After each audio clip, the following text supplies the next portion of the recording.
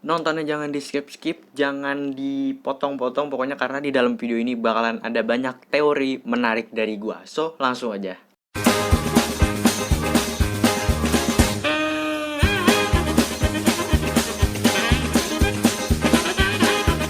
Halo teman-teman semua, Arga Kudo is ya. Nah, di video kali ini gue bakalan membahas Ultraman Z episode 5 yang mana kalian tunggu-tunggu banget dan banyak banget yang kalian komen. Walaupun masih banyak yang spoiler ya, tapi gue hargain banyak yang gak spoiler juga. Oke, jadi langsung aja kita mulai supaya nggak banyak bacot gitu. Di sini dimulai dari di sebuah pegunungan bersalju, yang mana kalau nggak salah ini di Alaska. Dan kita lihat ada mainan. Mainannya ketahuan banget sih, padahal sebelumnya ya mobil tuh udah bagus loh ya, udah kelihatan kayak asli, tapi ini jadi mainan lagi. Dan terjadilah sebuah gempa, lalu keluarlah seekor monster yang bernama Peguila atau Pegira atau apapun, pokoknya namanya Peguila. Dan ini adalah monster es yang mana ini dari masa lalu ya teman-teman. Dan ada di markas dari storage sedang dibahas bahwa ada sebuah batu yang mana ini kayak cuma ditempelin tanah liat doang. Pokoknya kayak sebuah batu pusaka atau batu lama, batu tua gitu, yang mana ini ditemukan baru-baru ini dan diperkirakan usianya sudah sangat lama. Yang mana karena usianya sudah sangat lama bentuknya menjadi tidak beraturan seperti ini, begitu teman-teman. Selanjutnya lagi di sini katanya Haruki buat dia ya itu seperti batu biasa aja, kagak ada spesialnya lah katanya Haruki, begitu teman-teman. Lalu tiba-tiba di kota turunlah salju, padahal belum musim salju ya harusnya, tapi di sini sudah turun salju dan ternyata tidak ada kedatangan seekor monster yang mana itu adalah Peguila tadi yang muncul di Alaska. Dia pergi dari Amerika ke Jepang loh, jauh-jauh loh. Liburan gitu dia dari Alaska ke Jepang. Dan dia di kota langsung membekukan semuanya karena kekuatannya es ya teman-teman, elemen es. Pokoknya dia datang dan membekukan semuanya. Disuruhlah si Haruki dan juga Yoko untuk beraksi. Jadi Yoko menggunakan Windem dan Haruki untuk mengevakuasi warga ke shelter terdekat. Dan di sini Windem bertarung dengan Peguila ini lumayan bagus banget karena bisa mengimbangi dan bahkan lebih hebat dari Peguila ya. Kalaupun Peguila nggak menggunakan serangan esnya mungkin bakalan inilah.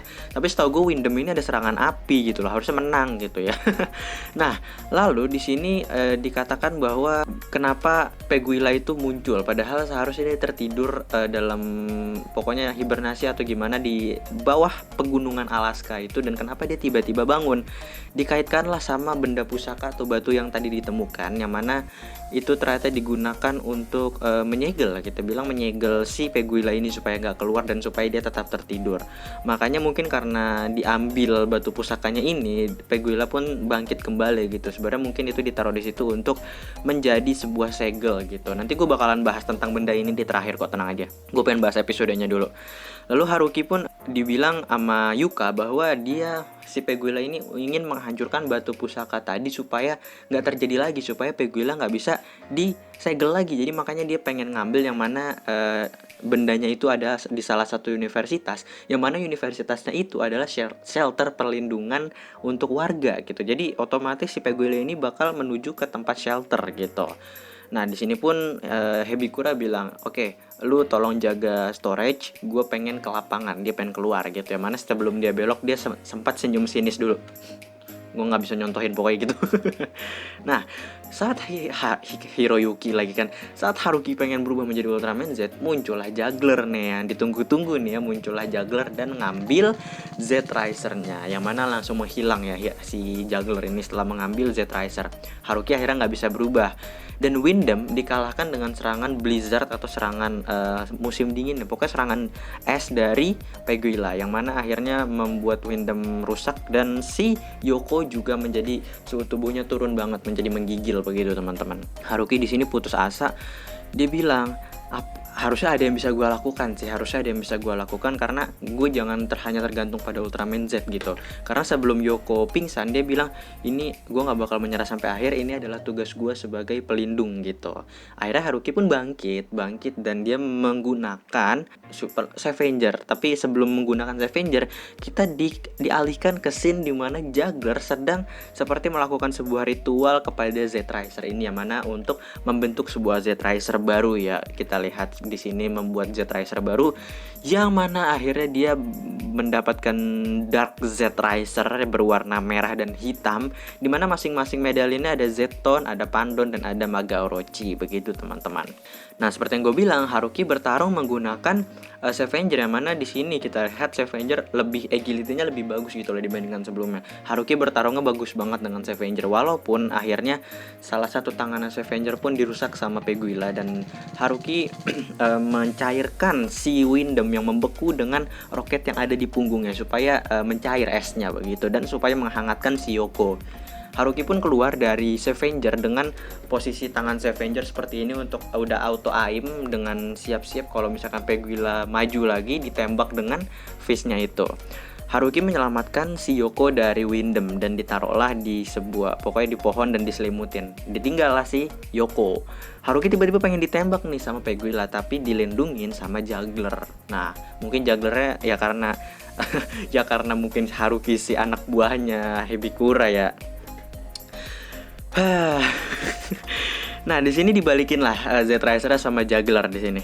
Begitu dibalikin, Haruki langsung ketemu sama Ultraman Z. Katanya Ultraman Z, di sini lu kemana aja, monster dari tadi udah muncul dan banyak kehancuran. Haruki pun ngaku sama Z bahwa Z Riser sudah dicuri. Si Ultraman Z nanya kenapa kok bisa gitu. Haruki akhirnya ya udahlah, kita punya sesuatu yang lebih penting yang harus kita fokuskan, yaitu kita melawan Peguila. Akhirnya mereka berubah menjadi form Alpha Age, dan begitu berubah menjadi form Alpha Age terjadi pertarungan di udara, yang mana menurut gue ya lumayan epic karena kita jarang-jarang mendapatkan pertarungan di udara seperti ini. Tapi Ultraman Z akhirnya jatuh karena kena serangan dingin dari Peguila. Pada saat yang sama, benda pusaka atau batu pusaka ini, gue bilangnya batu pusaka aja ya. Batu pusaka ini tiba-tiba bercahaya, bergetar, dan terbang. Langsunglah ditangkap sama Ultraman Z dan menjadi Arrow Z Lens ya kalau nggak salah namanya. Pokoknya lensnya Ultraman Z begitu. Yang mana ini mirip banget sama punyanya Ultraman Orb, tapi ya cuma ditambahin depannya doang begitu. Cuma di repaint dan ditambahin dan diubah logo, udah begitu doang. Nah, saat mendapatkan itu, Ultraman Z bilang dia merasakan kekuatan Ultraman yang ada di situ, yang mana itu berusia ribuan bahkan puluhan ribu tahun yang lalu dari kekuatan Ultraman kuno yang ada di situ. Haruki pun bertanya, memang di sini ada Ultraman, memangnya ribuan tahun yang lalu di sini ada Ultraman di bumi ini, katanya Ultraman Z. Dia nggak terlalu tahu, tapi baiklah kita gunakanlah Z Lancer inilah gitu. Digunakanlah dan menggunakan yang namanya, dia menggunakan serangan api ya. Serangan api, jadi dia menggunakan elemen api untuk mengalahkan Peguila, yang mana ini keren banget menurut gue, keren. Tapi tetap harus dengan huruf Z gitu ya. Kenapa harus ada huruf Z-nya gitu? Biar apa gitu. Ya udah, tapi nggak apa-apa lah, keputusan Suburaya knows the best lah gitu. Begitu Haruki dan Ultraman Z berhasil mengalahkan Peguila, muncullah Hebikura, yang mana ternyata merupakan juggler, bener-bener juggler dia, karena kita lihat di sini transformasinya dia dari juggler berubah menjadi Hebikura, yang mana kalau kita lihat dia di lehernya itu menggunakan semacam pengubah suara ya, mungkin ya semacam pengubah suara, gue kurang tahu juga, tapi kelihatannya seperti itu supaya suaranya mungkin berubah gitu. Dan makanya selama ini dia selalu rapih kan, ditutup ke atas gini, dan begitu dibuka ketahuan lah di sini ada alat mungkin pengubah suara, asumsi gue begitu. Dia pun berubah dan dia juga mendapatkan access card-nya sendiri, tapi di sini access card Hebikura atasnya itu lambang juggler ya, bukan lambang, kan kalau Ultraman Z lambang Ultraman Z, kalau Ultraman Z kepala Ultraman Z, kalau ini lambang kepala juggler gitu. Berubahlah dia dengan di sini dengan apa namanya bau-bau berubahnya dengan reference ke Ultraman Orb ya, dia transformasinya menggunakan baju hitam panjang spandex begitu, dan ya mirip-mirip lah sama Ultraman Orb berubahnya. Reference yang bagus menurut gua untuk callback. Berubahlah dia menjadi gabungan dari Z-Tone dan juga gabungan dari Pandon dan juga gabungan dari Maga Orochi. Kalian pasti tahu siapa namanya, komen di bawah coba. Soalnya dari tadi gue belum tebak-tebakan nih, langsung gue sebutin semua. Nah, Haruki di sini bertanya, itu siapa? Yang di sini katanya Ultraman Z, dia bilang, lu kenapa siapa nanya ke gue nggak tahu itu siapa gitu, katanya Ultraman Z gitu. Nah, di sini langsung lah ternyata dari lensnya bisa digunakan sebagai laser, cuma diginiin terus ditarik dong, tiu kayak pistol gitu. Jadi ininya digunakan sebagai pelatuk untuk nembak gitu teman-teman ya. Nah, Di sini dia bisa menghilang karena dia mempunyai kemampuan dari Zeton, teman-teman. Menghilang dan Z untungnya dia sudah bisa merasakan aura-aura di sekitarnya dengan menggunakan teknik yang sudah dipelajari waktu melawan siapa? Neronga. Nah, selanjutnya di sini Ultraman Z pun menggunakan Zestium Kosen, tapi ternyata bisa di counter dan bisa ditepis dengan menggunakan kekuatan dari perisainya Zeton gitu. Nyala lah color timernya si Haruki atau Ultraman Z. Di sini Ultraman Z bilang, wah ini monster kuat banget nih, gue belum pernah ngelawan yang kayak gini sebelumnya. Haruki pun di sini menguatkan Ultraman Z. Gue nggak mau menyerah sampai akhir karena gue diajarin sama Senpai Yoko bahwa dia itu nggak menyerah sampai akhir juga gitu. Jadi gue pengen tetap berjuang. Nah di sini bangkit lah Ultraman Z bilang sama Haruki, ya itulah filosofi bagus. Pokoknya itulah filosofi Ultraman lah. Ultraman itu harus seperti itu, tidak boleh gampang menyerah begitu ya teman-teman. Nah, di sini dia menggunakan lensnya sebagai arrow atau sebagai panah ya. Mengejutkan sekali ini referensinya, nanti gue bakal kasih tahu. Ya mungkin dari beberapa kalian sudah tahu. Dan mengalahkan monster itu dengan menggunakan panahnya gitu, teman-teman. Lumayan ceritanya ceritanya lumayan cukup cepat tapi padat, ceritanya padat gitu. Di sini Haruki dikasih tahu sama Yuka bahwa Yoko sudah dibawa ke rumah sakit dan sedang diobatin dan kondisi vitalnya mulai membaik gitu. Lalu dia di-call lagi sama Hebikura atau Juggler bahwa katanya lu udah gunain Scavenger tanpa authority, tanpa izin, makanya nanti dan udah berbuat kerusakan terhadap Scavenger tanpa izin juga, jadi nanti disuruh lapor lah si Haruki gitu, disuruh lapor. Selanjutnya kita ke scene dimana si Hebikura dia terbaring ya habis kalah sama si Z gitu kan, terbaring monster meledak gitu. Oh ya tadi Z itu dia menyerangnya menggunakan elemen S ya BTW teman-teman, BTW. Dan di sini dia terbaring dan pokoknya habis nelpon si Haruki dia terbaring dan ketawa. Aduh, terbaring dan ketawa, lalu dia seperti breaking the fourth wall. Dia ngomong seperti ke pemirsanya, apanya yang asik sih gitu. Mungkin di sini dia bilang waktu kita lihat di movie terakhir dia si Juggler nongol, dia pengen berubah menjadi lebih baik katanya begitu, pengen coba jadi baik dan katanya jadi baik itu asik gitu dan seru. Tapi katanya dia apanya asik sih gitu. Oke, jadi udah selesai nih ya. Gue ngebahas episodenya secara singkat cepat dan gue pengen ngomong beberapa teori dari gue di sini.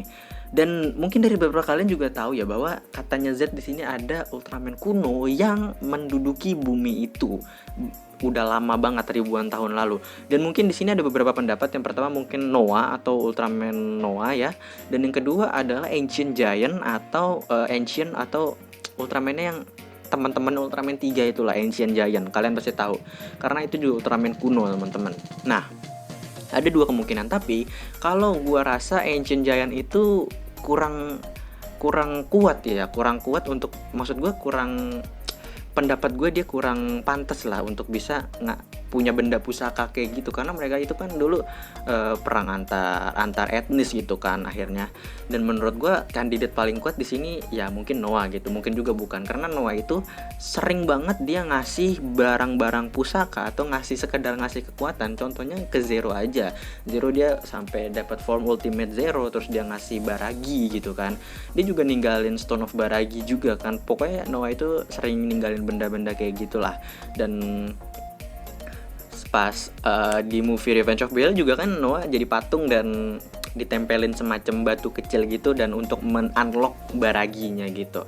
Nah, tapi di sini yang menguatkan pendapat gue bahwa adalah Noah yang lama di sini, mungkin juga karena dia itu pas kita lihat sorry gue agak ngeblank nih. Pokoknya pas Ultraman Z menggunakan panah atau lensnya, jelas kan itu panah kan, maksud gue ya panah. Dan Nexus atau Noah juga punya panah di Jonis Blue. Terus Ultraman Zero waktu dapat kekuatan dari Noah dengan form ultimate, dia bisa menggunakan panah juga ya kan, panah yang digunakan untuk melawan Belial. Nah, jadi kemungkinan begitu. Tapi kemungkinan juga bukan, karena kita lihat walaupun Ultraman X juga mempunyai panah, tapi itu merupakan gabungan kekuatan dari Ultraman dan Ultraman Mbah dan Ultraman 3, teman-teman. Jadi menguatkan bahwa itu ya kemungkinan dari Noah atau bukan. Ini hanya sekedar teori, mungkin juga Ultraman lain gitu, bisa jadi Ace, bisa jadi Mbah, bisa jadi siapa gitu kan. Tapi mulai detik ini sih kayaknya orang-orang pada percayanya sama Noah. Jadi makanya kenapa gue bahasnya teori Noah begini ya teman-teman. Sebenarnya gue malas sih bahas-bahas Noah karena terlalu berat bahasannya gitu dan nggak cukup dibahas di satu episode aja gitu. Dan cuma sekedar teori doang dan semua orang bebas berteori, dan kalau misalkan teorinya nggak sependapat santuy aja, nggak usah ngegas gitu ya. Dan oke, thank you buat kalian yang nonton video ini, dan gue sudah ngebahas episode 5 yang mana kalian tunggu-tunggu banget sampai ada yang nge-DM gue nge-spoilerin gitu ya, kesel banget gue. Oke. Menurut kalian kayak gimana teori yang gue sampaikan, atau kalian punya teori sendiri, komen di bawah. Oke, so sekian dari gue, Arga Kudo. See you in my next video. Stay cool, keep calm, love and peace, cheerio. Wow.